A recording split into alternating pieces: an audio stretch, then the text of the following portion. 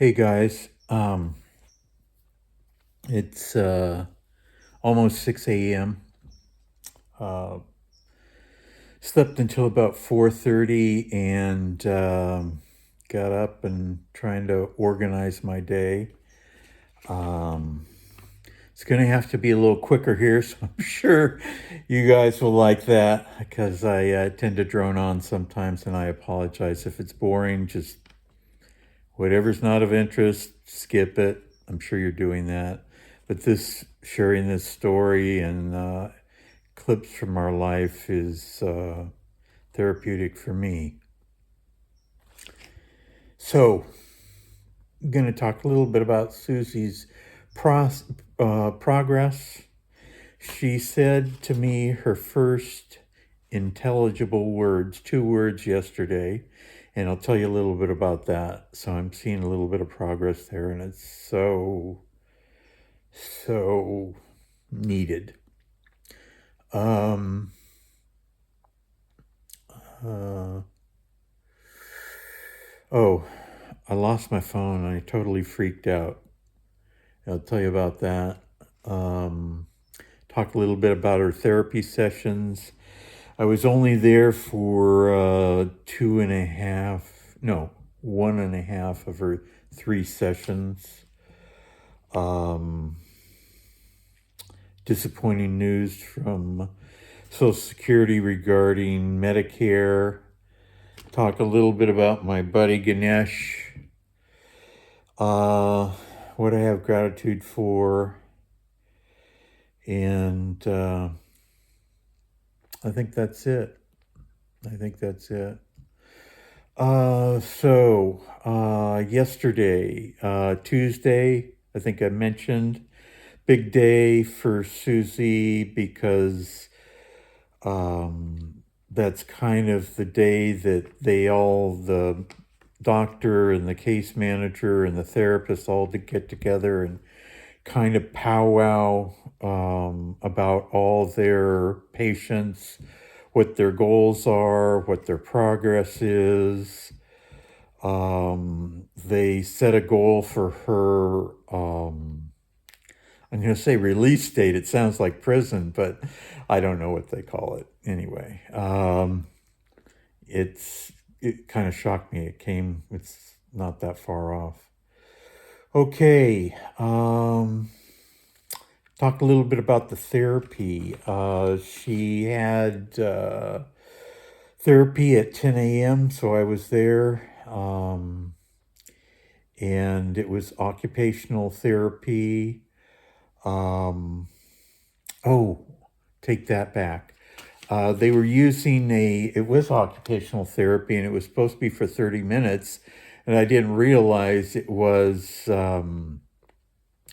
not regular occupational therapy in my thinking.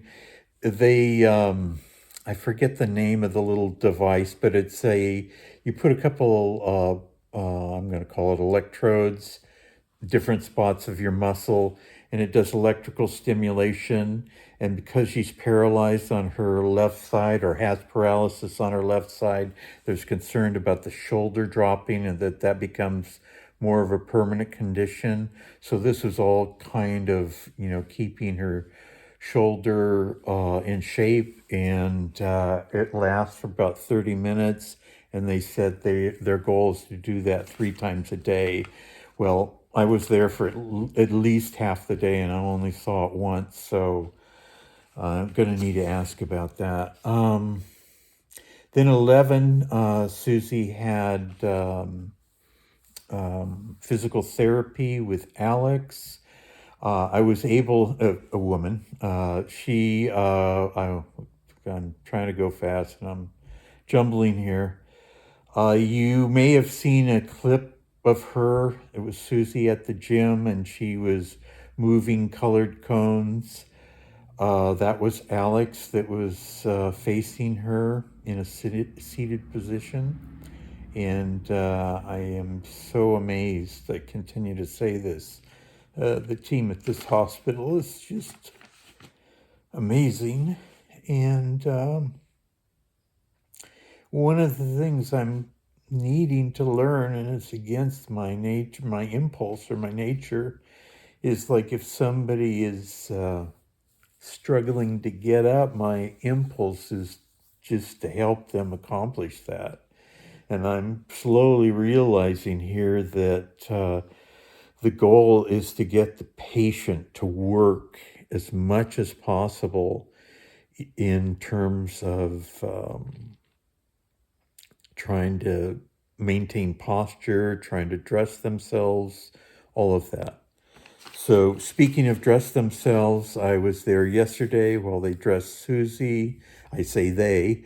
It was a team effort. Suzy was actively pulling with her left hand in terms of like pulling up her pants, trying to arrange things. She's a very particular person when it comes to her attire and how it fits and all that stuff. So I know this is really big. Uh, and getting her to put her arm voluntarily through the armhole of a t-shirt, or tipping her head to put it through the head portion of a t-shirt to get it on, all these things, getting her working and doing that. And she seems up for it. She seems willing to do it. And I'm so grateful for that. So after occupational therapy OT at 11 a.m., had a little bit of a break. Lunch is usually around 12:30 to 1. I asked the nurse's aide just to get a sense of what their schedule is. When is mealtime, and breakfast is like 7:30 ish, and everything is ish. Lunch is 12:30 ish, and dinner's 5:30 ish. And I'm trying to monitor what's going on with her when I'm not there. So one of their one of the things they report is the percentage of food consumed. And so I'm always asking the nurse or the nurse's aide, how much did she eat? What was it? Well, yesterday's breakfast was pancakes and sausage, and maybe it was scrambled eggs too.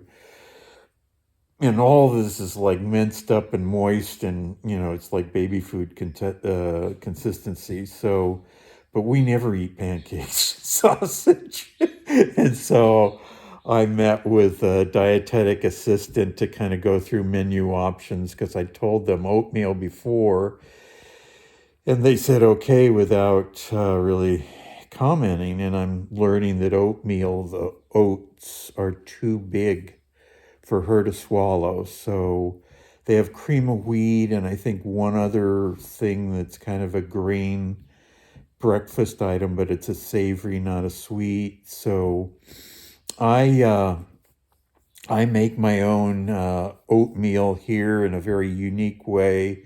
What I do is I soak, these are rolled oats, I soak them in hot tap water, and the ratio is a little less than 2 to 1. So if you had 2 cups of oats, it might be about 3.5 cups of hot water. And then I'm a sourdough baker, so what I've discovered is a while back I made oat bread, sourdough bread out of oats. Yes, you can do that. And it was great texture. It was very moist, the bread, but really not much flavor, and you really see how wheat flavors the bread. So it was a little bit of a disappointment in terms of flavor, but it was an experiment. And through that, I thought, well, maybe, because I'm challenged by keeping my starter alive and active, it's in the refrigerator most of the time.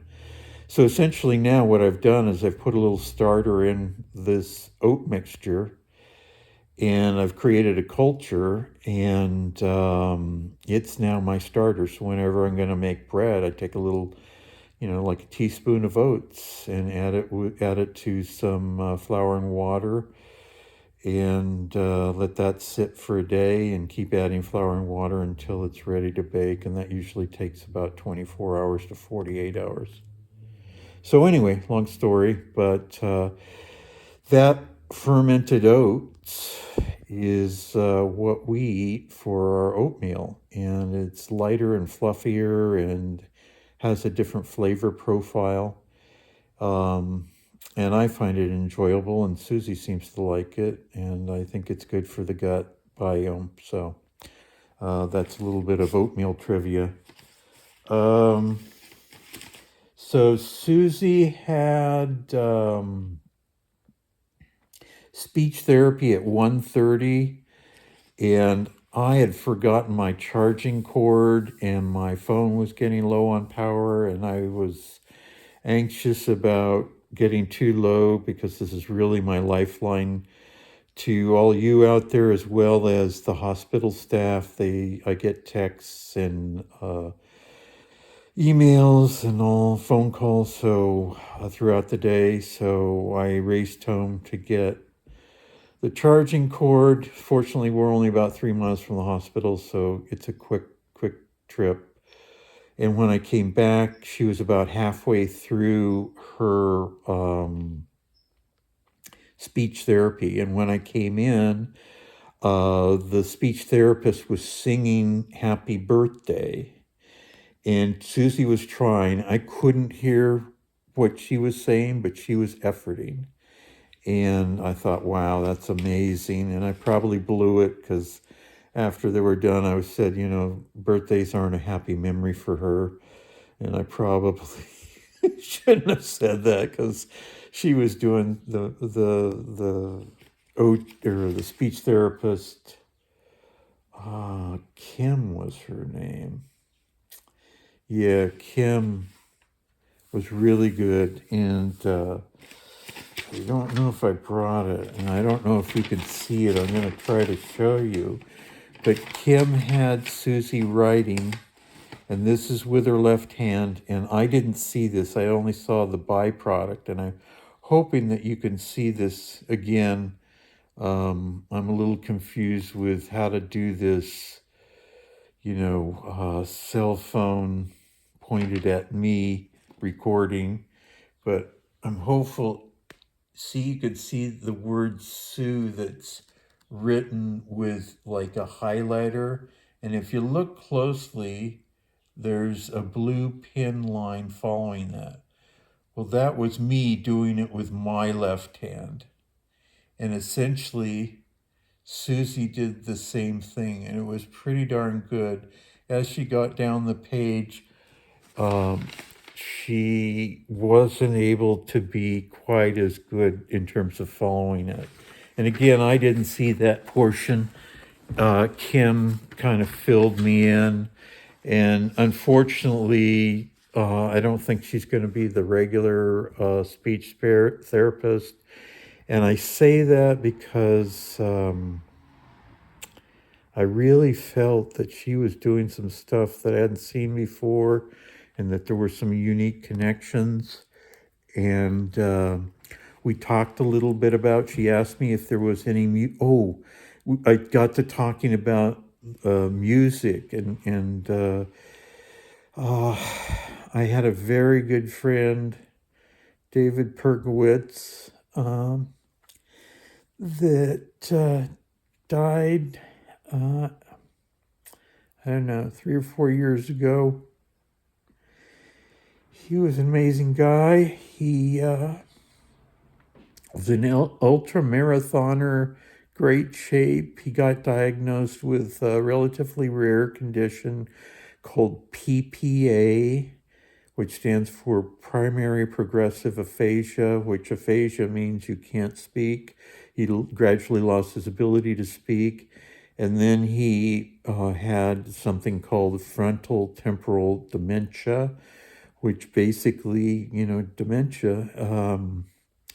And that's the affliction that Bruce Willis has right now. And so David was diagnosed and died over the course of about 8 years, and his wife Terry did a phenomenal job He was able to stay at home, but one of the things that David was able to do is he's able to sing.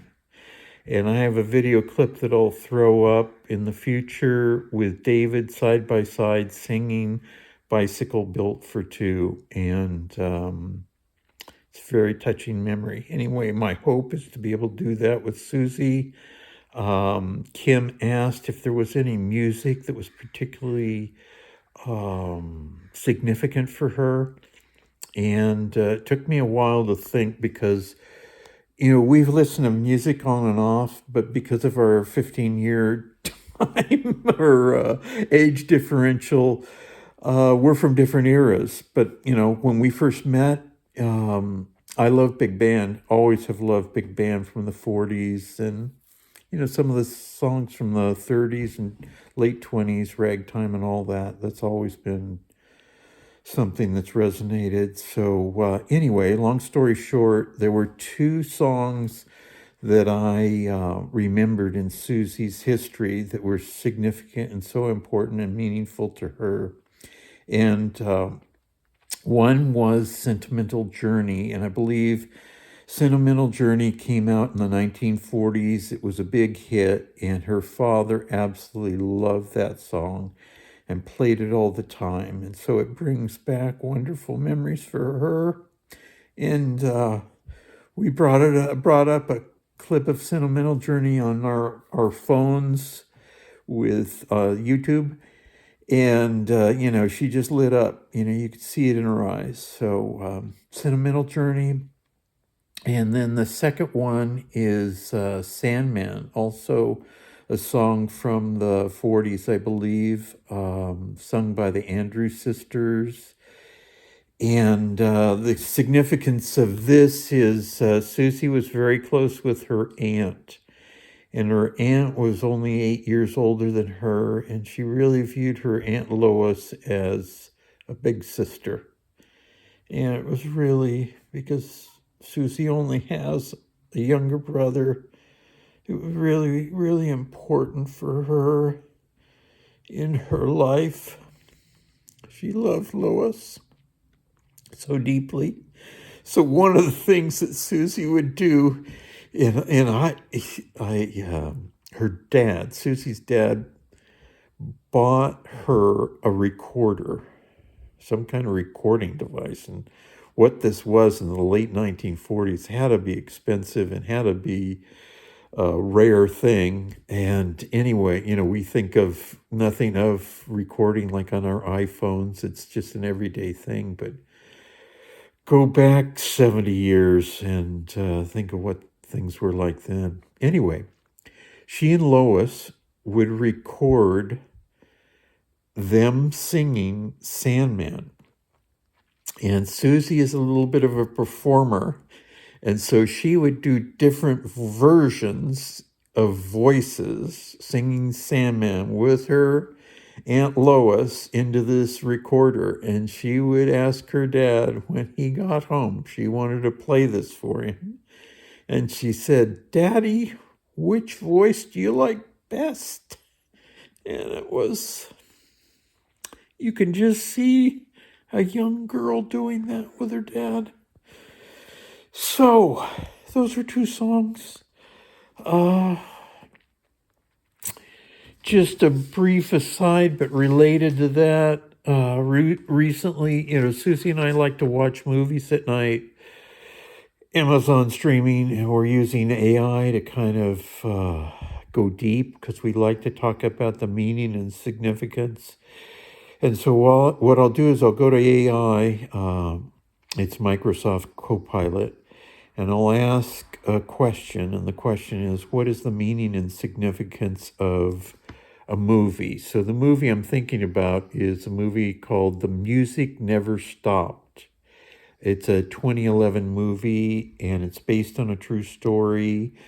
And the bottom line is the movie was essentially about a a small family, a son, mother, and father. But the father was particularly into music, but it was of his era. And the son was also as a young boy into it as well, but he eventually developed an interest in music that aligned more with the 1960s, which the father thought was total crap. And long story short, they became estranged. The son was gone for like 20 years. They had never seen or heard from him. Somehow they get contacted. I think he was homeless, had some kind of significant, I'm going to say dementia, I could be wrong, but short term memory is totally gone. Forgets what you just told him. But when you played 1960s music, particularly Grateful Dead, he lit up and could sing the lyrics. So, strongly recommend you check out that movie. It was very positive and inspirational, and I have hope that music may be a vehicle. I was talking to the speech therapist about this, and she said that music is accessed by the right side of the brain, and the right side of the brain controls the left side of the body. So that's the part that seems less affected in her, whereas speech is coming from the left side of the brain, which is affecting the right side of the body. So anyway, I didn't know that. I'm so hopeful that we can do some stuff with music and singing and all that kind of stuff. And hopefully Suzy will be willing to participate that way. I think she will, but I'll keep you posted. Okay. Let's see. Physical therapy yesterday was with Nicole at 3 o'clock, and I was gone. I had to dash out to the Social Security office, and I'll tell you about that in a little bit. Met her case manager yesterday. Her name's Clarissa. And basically, I'm trying to understand what all these people do, what is their role. I'm sorry, I'm seeing glare in my glasses. What is their role, and how can I work with them? How can I take advantage of them as a resource? So essentially, Clarissa, the case manager, she's like the quarterback. She's the nexus of all the people involved in Suzy's care, the doctors, the therapists, the nurses, whatever. It's like the information goes back to her. And during the Tuesday case review meetings, she's active in those meetings. So I just had a brief meeting with her for the first time yesterday, so I'm hopeful to be able to reconnect with her. This is Wednesday, so I want to find out what happened in their meeting and go from there. So anyway, I mentioned Social Security and the disappointment. I met with, mentioned on a previous video, I met with somebody from a nonprofit here called SourceWise that counsels or provides services, free services to seniors, and one of those is counseling on insurances. And the person that I met with was very helpful. I had the impression that it was possible to activate Medicare Part B here in June. And also my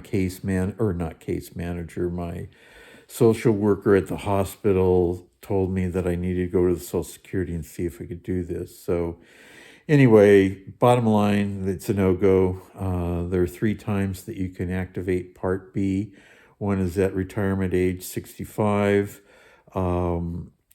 Let's see. The other is during open enrollment, beginning January. And the third is if your spouse has some kind of a group plan, like through work, and we don't have that. So the answer is no. I have to say I was pretty bummed because I did have expectation that it was a possibility. So I was kind of hopeless after that. And I thought we were probably going to have to move, which I didn't want to do. That's another hassle that I just don't need right now. So anyway, had a good conversation with the medical social worker Anthony. He said there are other options. These are the next steps. So going to meet with him at around 10 o'clock this morning, and we're going to try to execute on some of those, and I'll keep you posted. Okay, what else? So that's where I went from despair to hopefulness in 60 minutes. Trying to, oh, one of the things that my friend Pew and I spoke briefly about is, or I brought it up with her, is there's a Indian Hindu deity, I think I'm saying this correctly, and that I've always had an affinity for, and it's Ganesh. And Ganesh is the overcomer of obstacles. But, and you could say, wow, that feels really heavy. And for me, I do take things very seriously, and sometimes I'm way too heavy. But Ganesh also has a playful nature. So it's overcoming obstacles, but also maintaining that playful nature. And I've got a couple little Ganeshas that I keep at home. Here's Ganesh, and you may recognize it as a human body with an elephant head. And I don't recall the whole story behind Ganesh and won't get into it, but it is quite an interesting story where it was some kind of a boy whose head got cut off by somebody and the elephant got stuck on it, and it has significance. But I'll let you check that out if you have interest. But anyway, it's a symbol of keep on trucking, one step in front of another. I'm trying to maintain, I can't say that it's really a ritual yet, but an intention, I guess, of having gratitude. And have gratitude for all you guys out there that have liked, commented, and shared. Feel free to share these videos with anybody that you know that might know Suzy or me and might have an interest. I haven't been able to get to everybody. For that, I apologize. It's just been kind of a long climb here. Shout out to my brother Jay. He's been a real rock and a source of solid counsel. Because he's gone on this path of stroke, and not him personally, but his father-in-law, and I've talked about that. Shout out to my neighbor Pietro. He's been super solid. I am screwing up royally here because my mind is racing and I'm not present. And I mentioned at the beginning I lost my phone, and I'm freaking out. This is last night, and I'm thinking, did I lose it before coming home? Did I have it at home? I thought I had it at home, and I had done all kinds of things and been in all kinds of places at home before I realized I didn't have my phone. And so kind of to decompress, one of the things I do in the evening is I go out in the garden and I'm, harvesting squash. And I've got a ton of it, I'll show you. So, where are you, squash? So, sorry, this is so jumbly, I don't know how to orient it. Anyway, that's just some of my squash. That's about 50% of what I've harvested in the last couple days. So I'm giving it away, but I'm also eating a bunch. So I went out in the garden. I tie up vines. I take a kind of an inventory. I'm their doctor. I'm doing my rounds. But anyway, it's deeply therapeutic for me. Gives me great pleasure and a connection to nature, something I've always enjoyed. So anyway, I go to Google. I look all over the house. I'm rummaging through stuff that where was I, and I've done a million things in the house and been a million spots, and so I'm retracing, and just anxious, and so I go online and I say, what are all the ways to find an iPhone? And it prints out a whole list of things. And, I had Suzy's phone. I was trying to call my phone with Suzy's phone, and I just wasn't hearing it. And I thought I had set up the phone to ring, like you can set up a priority level that even if you have it on your phone on silence, that you can have specific people get through on a ring. And I thought I had her set up for that. So, I'm just, it's my lifeline to you guys, the hospital, everything. And so, one of the suggestions was go to iCloud, put in iCloud.com/find, and it'll show your devices, show where they are. And it showed my devices, Susie's phone, her iMac, and my phone, and it showed them in this house, but kind of in a general form, not uber specific, like within a 50-foot, or not 50-foot, maybe 30-foot or 20-foot radius of where representation on this little image. So I'm trying to do my best to find it, kind of scrambling, and then I think, I've got to ask for help. Is this something that's hard for me to do?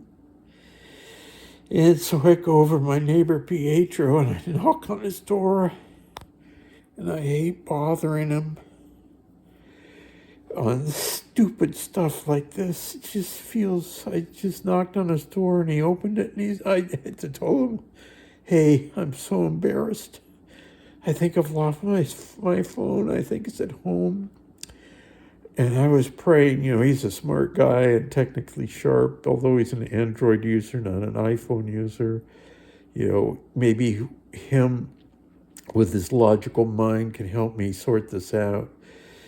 So, we're looking all over, after about 15 or 20 minutes, I said, well, Pietro's saying, well, you can always buy another phone. And I'm thinking, oh, I don't need one more thing. Plus, I don't want the expense, the money. With all this is just a stress. So I say, Pietro, I really appreciate you coming over. And he goes away. And then later on, a minute or two later, I see him out in front on my lawn looking, and he says, it's not out here. And that made me think, oh, I had watered the lawn but left the sprinkler out, so I wound up the hose when I came home. So I thought maybe I dropped it in the plants right below where the hose hangs.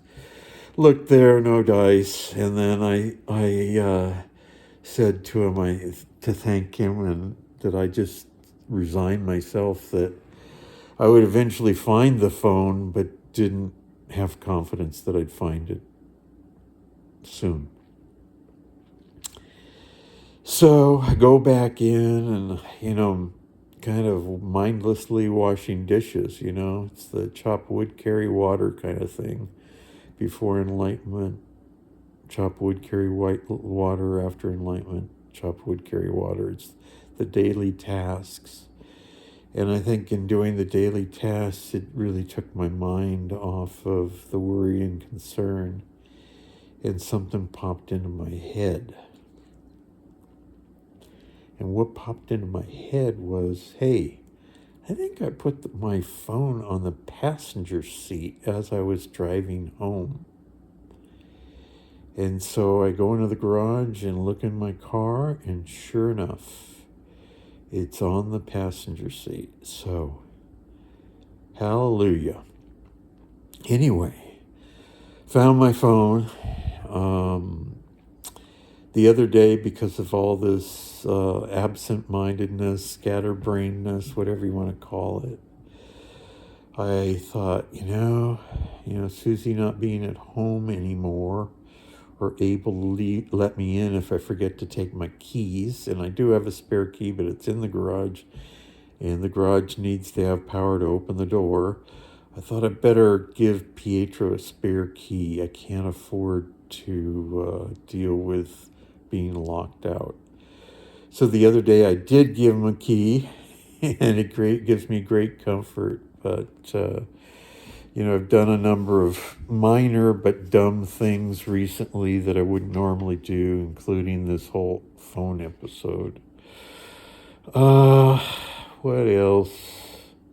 Always talking about gratitude. The other thing I have gratitude besides you all and my brother Jay and Pietro is the hospital staff. I just keep talking about them, but they're so patient and so caring and present. They're not phoning it in.